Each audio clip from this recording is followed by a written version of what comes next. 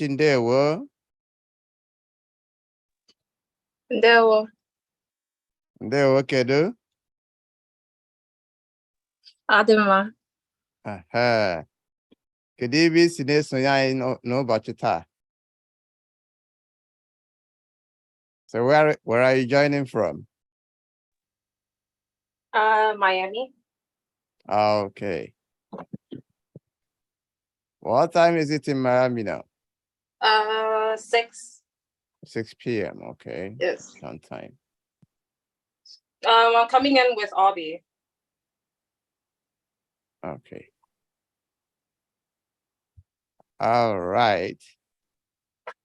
So let's wait a while and see if others will join in time.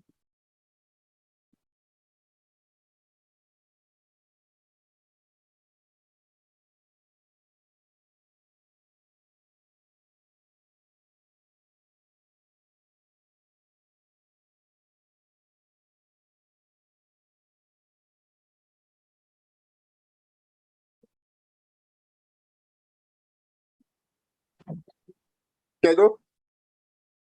Hello. Hello. Hello. Hello. Odema. Odema. Oh, I can see Igbo this whole time also. Ala Igbo. Okay. If I Kedo. Odema. Kekime. Chudi. Kekime. Kedu onye anyị na ya na-ekwu ihe anyị na-ahụ ebe a bụ iPhone. Oh, okay. Sorry. Kekime. Adịmma. Gị wakwano ana-emekwa? A na-esi nri Sunday. Sunday sie nri. Ọ na-apụtakwa ụra? Apụta. So, can agenda if because that was my first time. Yeah, but ebe a na-eme mkparịta ụka n'Igbo. So we come here to discuss any topic. So today we are talking about our origin. We're not talking about the Igbo origin in general, but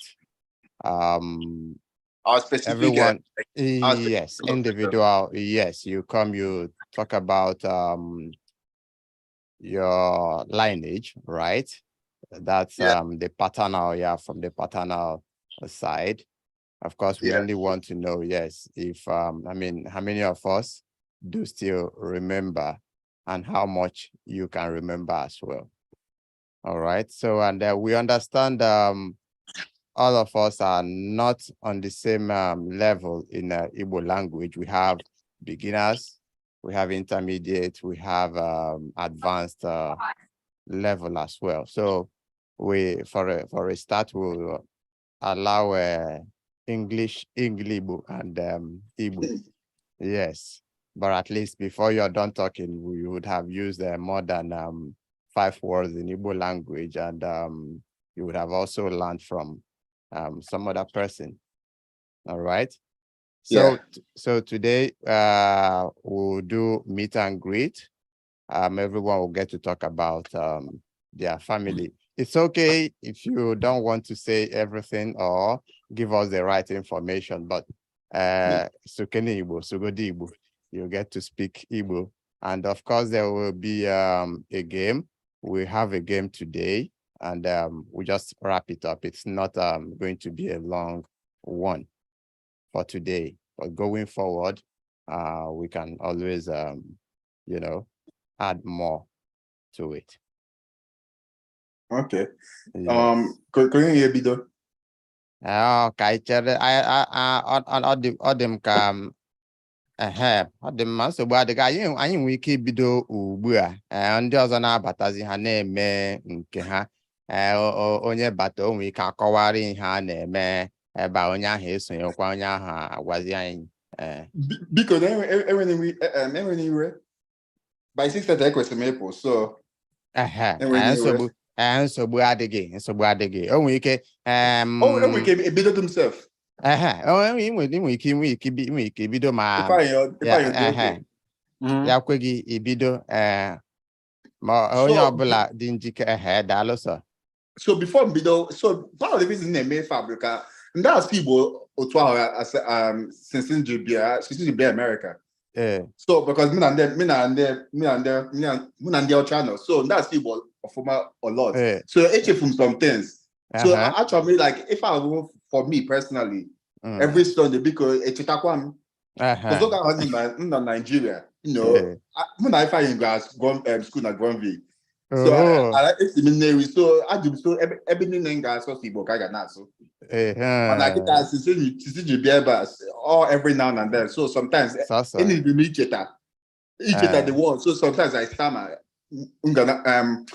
when I'm speaking Igbo. So for me, it's also a good refresh and also to help my boy. It finds my voice. We've been through some things. I'm not forgetting. KBC. Mo abụmonye Igbo. Esi m ala Igbo. Mana ebe nsi kpọmkwem. Abụmonye Eda nọ na Afikpo South. Nya bụ Afikpo South Local Government nọ na Ebonyi State.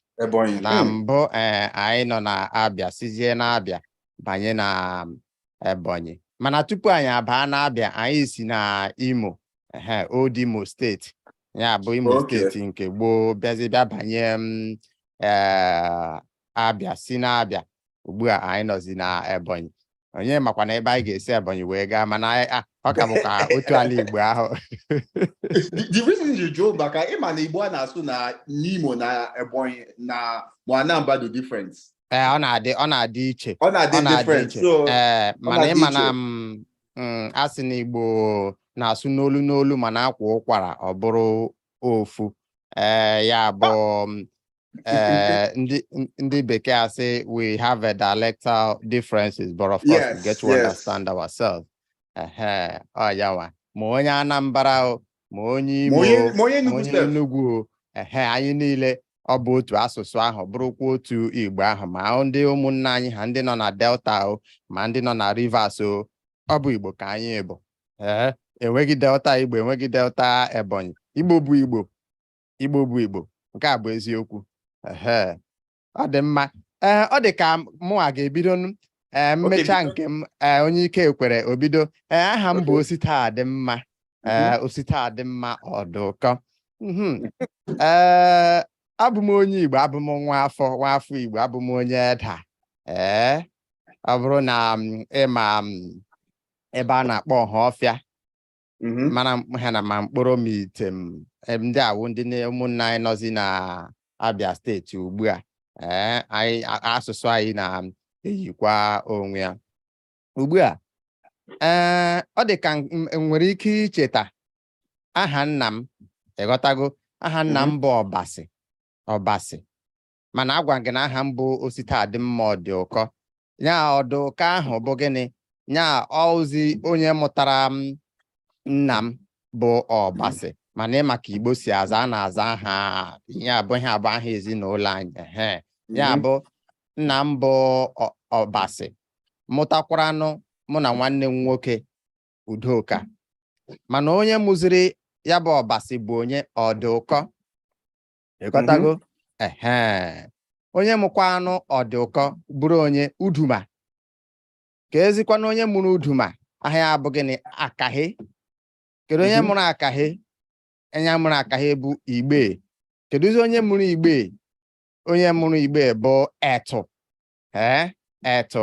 Ọ bụrụ na ile anya na ihe na n'ihu akwụkwọ m ugbu a, ị ga-ahụ anyị nwere usoro ya bụ nke ndị bekee kpọrọ gịnị?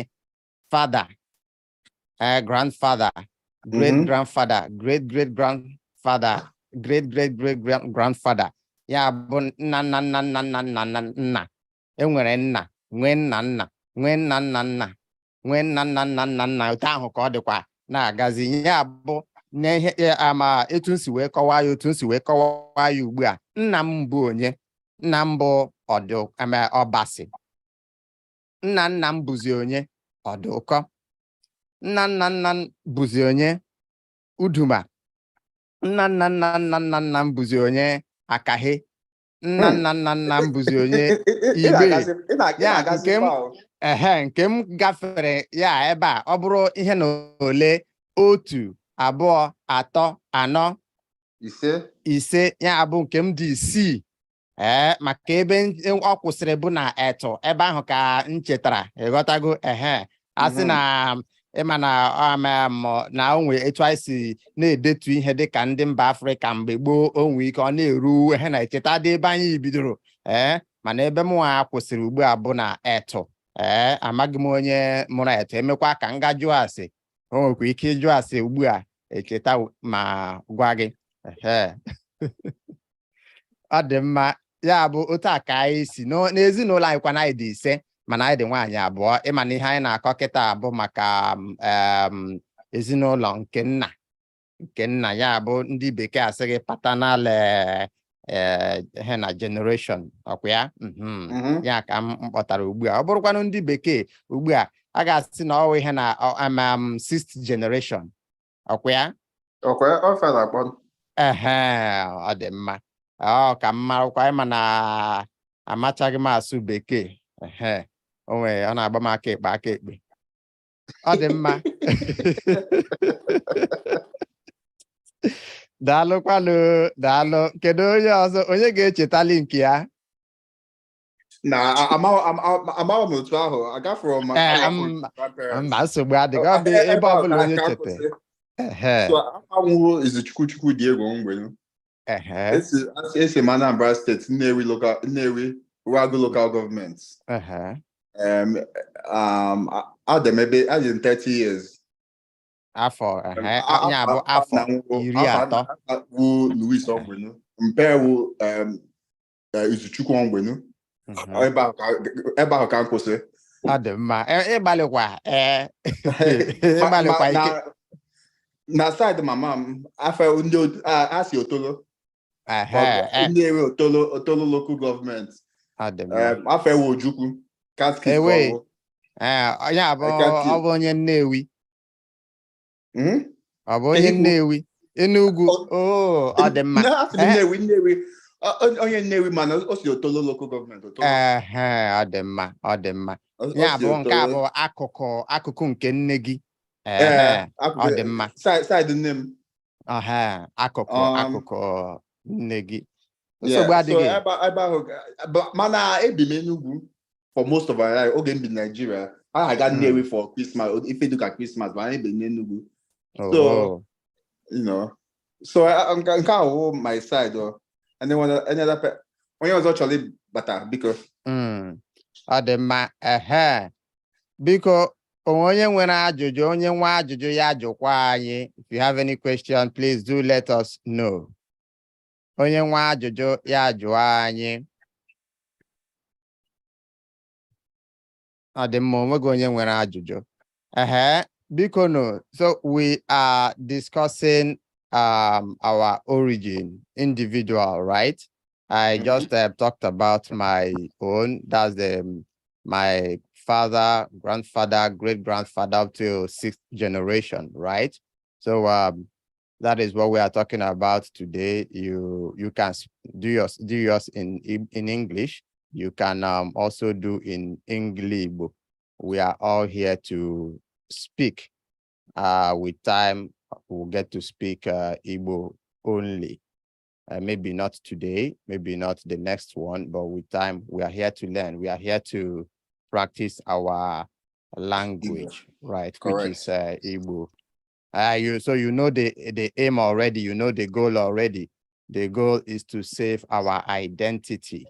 It is to save our identity. Sometimes people say, oh, so if I don't speak Igbo, does it mean I am not Igbo or I am less Igbo than the others? No, no one is more Igbo than the other, but not just for language enthusiasts. Most of us know how important it is to speak your language. Biko wano, Maazị Ifeanyị, ị chọrọ itinye ọnụ n'okwu, kedu onye ọzọ chere chi Obiageri K, onye chọrọ itinye ọnụ n'okwu, you can tell us about for security reasons, right? You may just make up a name, but of course we know you remember your father's name. We know you also remember your grandfather's name. Is possible. Kam Ganiru. Ganiru Mane. Abu Mwa Emeka Omenyi. Ambum Onye Ogidi na Idemili North local government na Anambra State. Nam bu Louis Omenyi. Mana mam Hanabo bu Onye Ogidi na Anambra State. Nam mam Obu Sydney Wangu.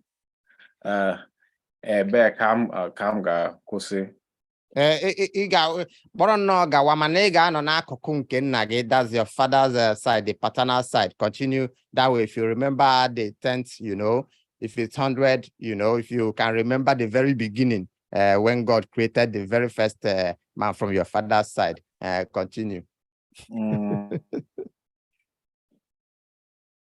If you remember your great grandfather. Amaromia. Daalụ. Biko na onwe onye ọzọ chọrọ itinye ọnụ n'okwu, kedu onye chọrọ ịgwa anyị? Ọ bụrụ saa aha gị ka ị chetara, nsogbu adịghị. Icheta aha gị, cheta aha ebe isi, that's your name, the name of your village or your state, that's your origin, that's fine.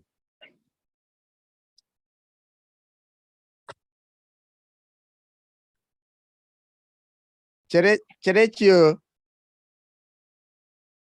Cherechi ọ nọkwa ya? Ọ dịka ha ncha nọ mute.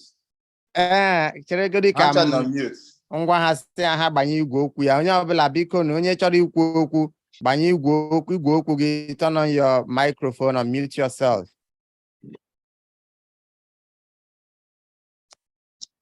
Hello. Wait, Chime. Hello. Hello, Cherechi. We can hear you. Hi. How is everyone? Everyone is fine. We are fine. Thank you. My name is Cherechi. I am from Obegu in Abia State. You're welcome, Cherechi. You're welcome. Thank So, you. Cherechi, yes. Did you understand what we've been talking about? I mean, yes. I think we've had yes, okay, all right. So do you remember yours? Are you able to tell us about your generation? That is I only know I can only say up to my father and my grandfather. That's about it. Yes. Fair enough. That's already very good. Yeah. So can you try to say it, I mean, in Igbo? as your in English, but if you have one or two words in Igbo to add, of course you can. Okay, I'm gonna try.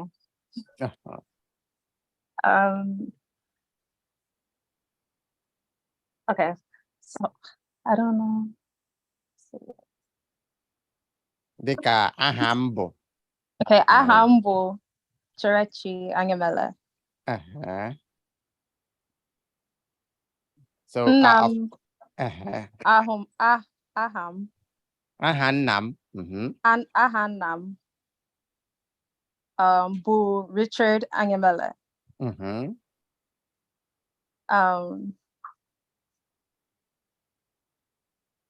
don't know. Ahannam. Ahannam. Bu Franklin Angemele. Yeah, Ogula.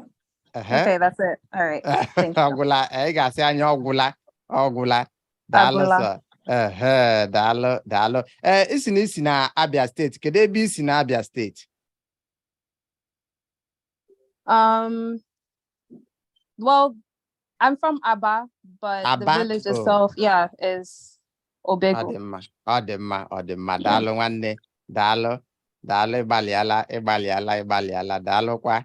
Dalo no ọdịghị mfe. Okay, because as them can say bye. All go time. Any the maple.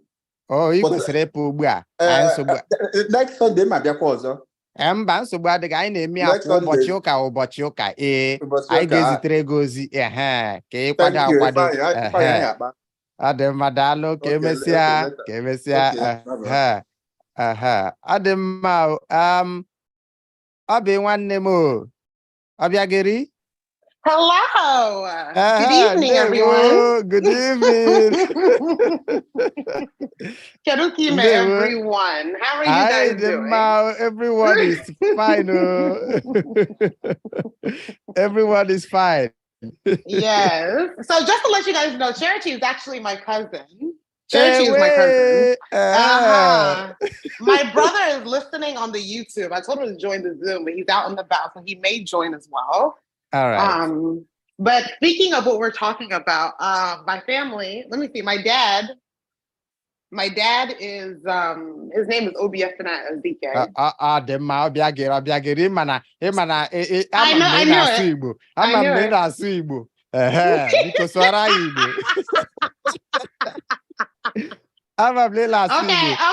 I got it.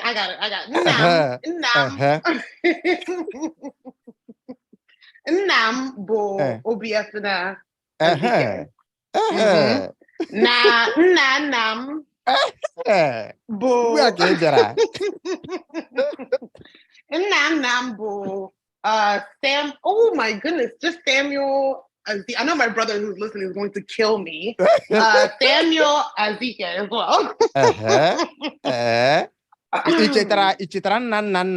Your great grand. Only know my grandfather. Only know my grandfather. Ibu onye akanto ka ibu onye ihe na ibu onye Sokoto. Sorry? Asị m ibu onye Sokoto ka ibu onye Benue. Ibu onye France ka ibu onye he na America. Where are they from? Gịna otu ihe a ka ọ bụ. Onitsha, from Onitsha. Ya abụ m onye Ọnịcha anyị bụ ndị Ọnịcha daalụ sọ daalụ Ọnịcha nke dị na ịma na enwere Ọnịcha na Ebonyi steeti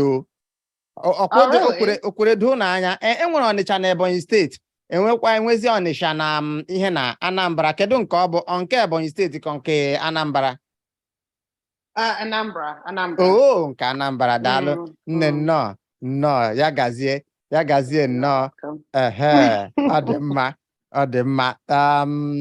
So like we said, today is just meet and greet. We'll talk about where we are from, and it won't take that long, right?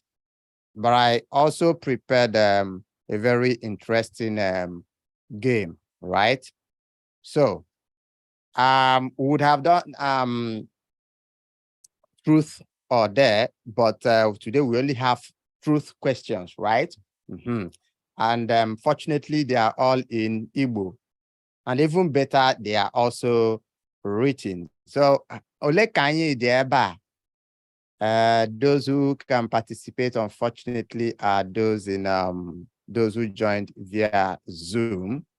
For those on YouTube, the link is also in the description on YouTube, so you can join to also participate. It promises to be very, very, very, very interesting. Ugbu a anyị ga-ahọrọ usoro anyị ga-eji wee mee ya bụ ihe na ya bụ egwuregwu ya bụ okwu etu a ga-esi wee zụọ ya wee tie ya bụ anyị ga-ahọrọ ya bụ ọnụọgụ akara anyị hụrụ na ihu kọmputa m ugbu a. So we'll choose our numbers. Of course, most of us already know the meaning of horror. So you choose. So you choose the number. You choose a number. We have only 20 questions, truth questions, right? Hello. We're here. All right. So we have to unmute our mic to choose our questions. The numbers.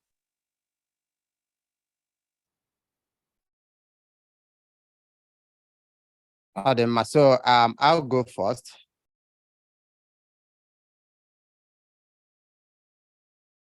And to oh no, what is that?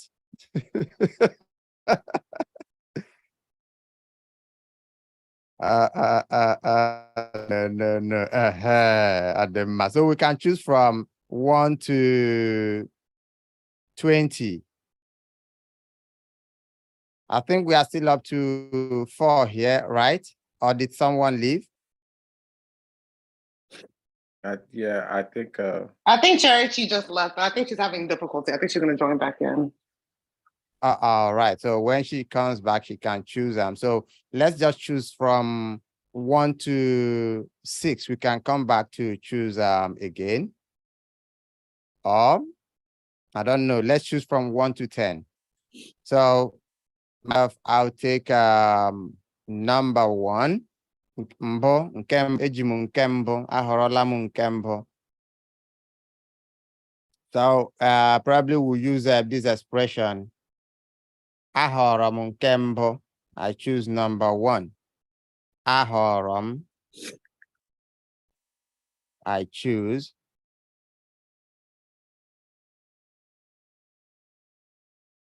Maazị Ifeanyi, ka ọ bụ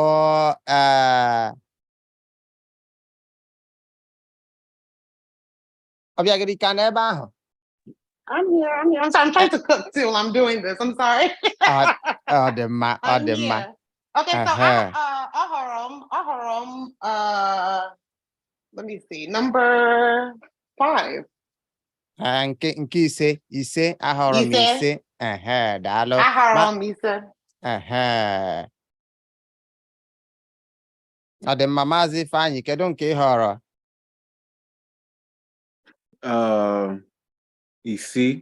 Isii, ọ dị mma. Ọ dị mma, mụ ewekwara m abụọ ka m họrọ abụọ, nke abụọ.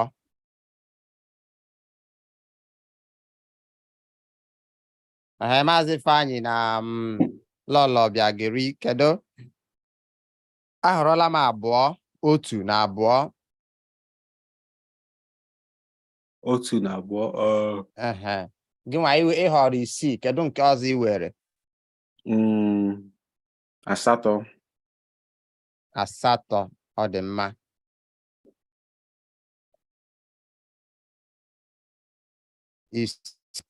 Ise, asatọ. Lọlọ Bịagịrị, kedu nke ị họrọ? Intinani. Ọ dị mma, ya bụ I don't know how do you say it. I don't know how to say it in Central. Itenani, itoolu, maọbụ itenani, nke ọbụla ha niile bụ Igbo. Anyị na-asụ n'olu. Ọ dị mma, ka m were nke 10. Nke ka m wee 11. 10, ọ dị mma, 11. Lọlọ Bịagịrị.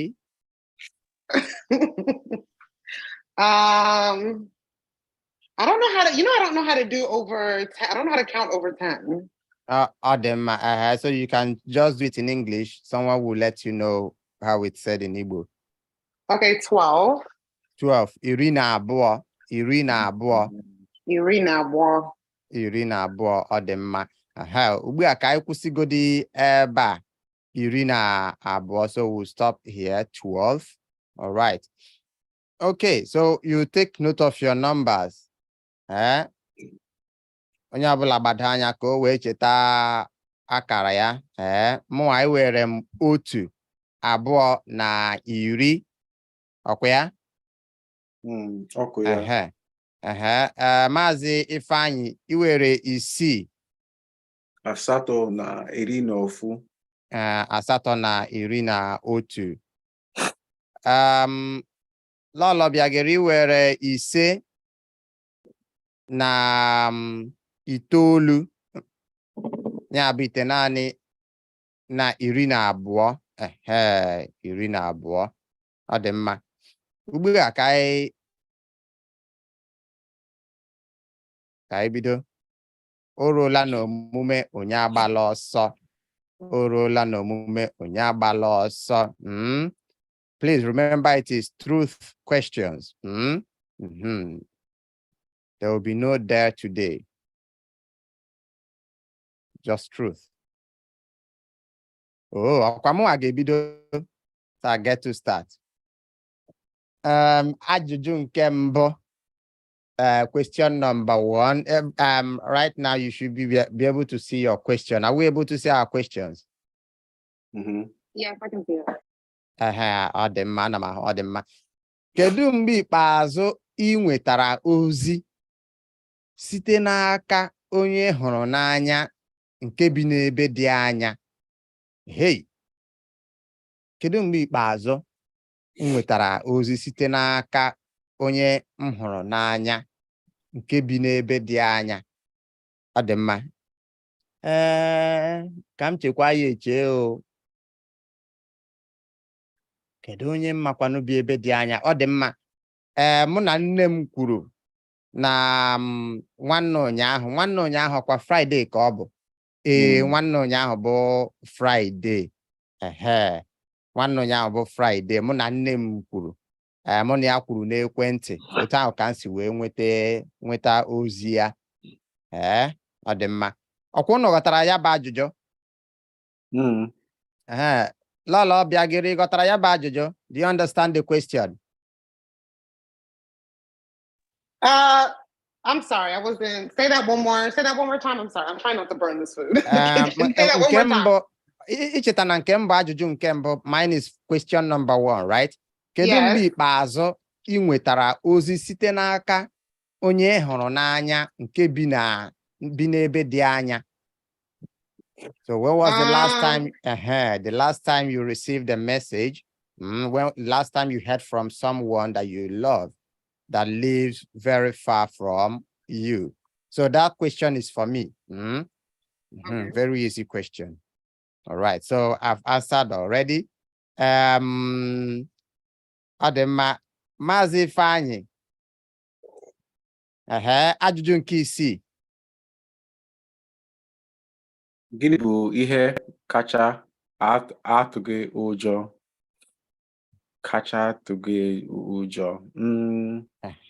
Gịnị bụ ihe kacha atụ gị ụjọ? Ihe kacha atụ gị egwu? Gwa anyị. Ọ bụ agwọ ka ọ bụ akpị? Ka ọ bụ egbe?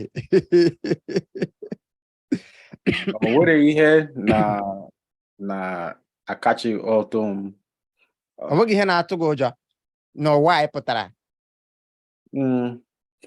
Mba, ka chetakwa na anyị na-ekwu eziokwu ebe ahụ. Anyị na-ekwu eziokwu. This is truth question. What you fear the most? What's your biggest fear? I'm war before my time. Yeah, ọnwụ ike. Ya bụ ọnwụ ike, ịnwụ n'oge. Ọ dị mma. Ịnwụ n'oge, ọnwụ ike, ya bụ nke kacha atụ gị ụjọ, nke ka atụ gị egwu. Ya ihe ka atụ egwu. Daalụ sọ. Daalụ. Ọ dị ka Lolo Biagiri ọ na-enwe nsogbu maka na ọ nọgizi n'ọgbakọ anyị a na Zoom. Nsogbu adịghị. Mụa bụ onye họrọ ajụjụ nke abụọ. Ajụjụ nke abụọ ọ dịkwanụ mkpụmkpụ. Otogogo dị ka nke mbụ. Kedu mgbe ikpeazụ ị tụrụ asị? Kedu mgbe ikpeazụ m tụrụ asị? Chee ka m chee ya eche o. Kedu mgbe ikpeazụ ị tụrụ asị? Kedu mgbe ikpeazụ m tụrụ asị? Ọ dịkwa ka ọ bụ n'izu ụka gara aga.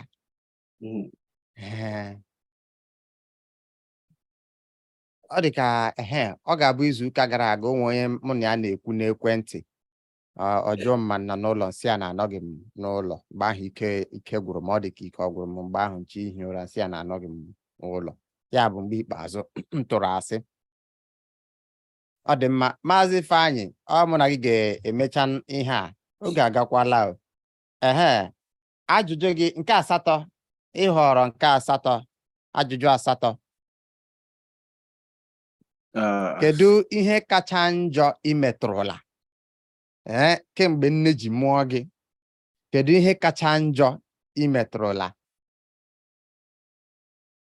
Kedu ihe kacha njọ imetrụla?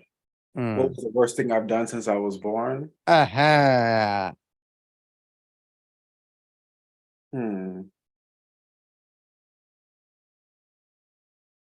worst thing I've done since I was born. Ihe kacha njọ ka metrụla. Se Igbo. Igbo ise ime adị mma. Ya bụ ihe kacha njọ imetụla, mana isi Igbo ọ bụ ihe ọjọọ? Mam na mpa m si ọ bụ ihe ọjọọ. Ọ dị mma. Na omenala n'ala Igbo, n'ala Igbo anyị were ya dịka ihe ọjọọ. Ọ dị mma. Ajụjụ nke m ọkwa ahọrọ m nke iri, ya bụ nke atọ, nke iri, ajụjụ nke atọ m. I mebitụla iwu? Echetara m nke a. I mebitụla iwu? Ọ bụrụ ndị bekee asị, have you gone against the law before? I mebitụla iwu? Emebitụla iwu. Emebitụla m iwu. Iwu ahụ wutere m nwanne, ịgwa gị eziokwu. N'ọnwa Febụwarị, ya ọnwa abụọ n'afọ anyị nọ n'ime, afọ 2023. Nne m o zitere m ihe. Anyị ma na anyị nwa nọ na Lagos, nne m nọ na be anyị.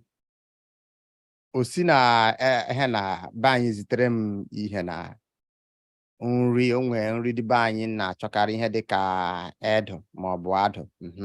Nga na jibowu n'okesin ga-ebute ya.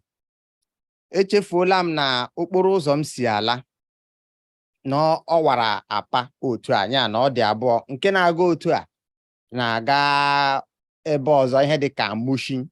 Nke nọ n'aka ekpe gbadoro otu a dị ogologo. Ekwesịrị m isi ya si n'okpuru akwa, ịghọtago, banye n'aka ekpe. Ya ụzọ bịa kpọchie, nọrọzie na nke nọ n'aka nri, ruzie ebe ahụ m kwesịrị isi n'okpuru akwa ahụ, under the bridge m kwesịrị isi wee banye. Nwanne, amadịghị m na ihe ahụ m mere bụ na adaala m iwu. Ndị lasma, ndị nwa a na-atụ egwu bịa jide m. Akwụkwara m ezigbo ego ụbọchị ahụ. Ha gburu m oge maka ha kpọ m gaa n'ụlọ ọrụ ha, gbuo oge, kwụọ ihe na nnukwu ego. Ya mere m ji echeta ya maka n'afọ na-abịanụ, afọ 10 na-abịanụ, m ga na-echeta ya maka ego ahụ m kwụrụ. Ya bụ mgbe m ji mebie iwu. Ọ dị mma. Maazị Ifeanyị, nke gị fọrọ ọkwa ajụjụ nke iri. Mba, mụ azara ajụjụ nke iri. Nke gị bụ 11. 11. Kedu ihe kacha njọ ịgwatara mmadụ? Ịgwatụrụla mmadụ. Ka ihe kacha njọ ịgwatụrụla mmadụ. Ka ịgwatụrụla mmadụ. What was the worst thing I've told somebody?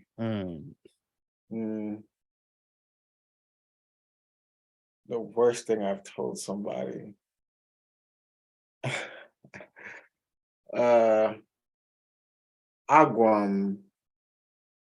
Agwa mmadụ ka ọ bụ onwe ya, ka ọ bụ onwe ya. Isi onye ahụ ya ga-agbuo onwe ya. Maka gịnị ka iji wee gwa onye ahụ gịnị ya na-aba mba, ọ kpasuru gị iwe ka ọ gịwa kpasuru iwe? Isi ya, biko ga gbuo onwe gị. Olu itisi agwa kill yourself. Ọ kpasuru gị iwe. Ọ dị mma. Nsogbu adịghị. Ebe a ka anyị ga-awụsa ọwa na uhuruchi a n'ụbọchị nke taa. Ebe a ka anyị ga-akwụsị. Ekelekwa m mmadụ niile ndị sonyere anyị, ma ndị sonyere anyị na YouTube, ma ndị sonyere anyị na Zoom. Ọ ga-adịrị anyị niile na mma. Asụsụ Igbo bụ ihe na-agaghị anwụ. Asụsụ Igbo ga-adị. Ogade ụmụ anyị ga-asụkwa ya bụ asụsụ ụmụ anyị ga-asụ ya a ga-asụ asụsụ Igbo a daalụkwanụ daalụ maka isonye ihe anyị mere n'ụbọchị taa ozi anyị nwere bụ na n'izu ụka na-abịa anyị ga-enwekwa ọgbakọ a anyị ga-enwe ọgbakọ ọzọ n'izu ụka na-abịa so next Sunday, every Sunday 11 p.m. Nigeria time, you can join us. We have this interaction in Igbo language, and also we have a game. We'll try to make it very interesting as much as possible, so we can practice our mother tongue without pressure. Amaghị m Maazị Ifeanyị nwee ajụjụ ị nwere maọbụ ihe ị chọrọ ikwu maka ọ dị ka ndị nọ ugbu a bụ ndị nọzi na YouTube na-enweghị ike ka ịgwa anyị okwu anyị na ha enweghị ike inwe mkparịta ụka ọbụla mana onye nwe ozi nwekwara ike izitere idere ya na YouTube ebe a comment section. Ahụrụ m ihe ka m kwuo maka achọ ka m daalụ n'asụsụ anyị ọ maga anwụ ọ ga-adị ndụ ise asụsụ anyị ga-adị ndụ asụsụ anyị ga-adị ọ dị mma nwanne m daalụ ya gazienụ ka ọ dị na ụbọchị ụka ọzọ na-abịa ka emesịanụ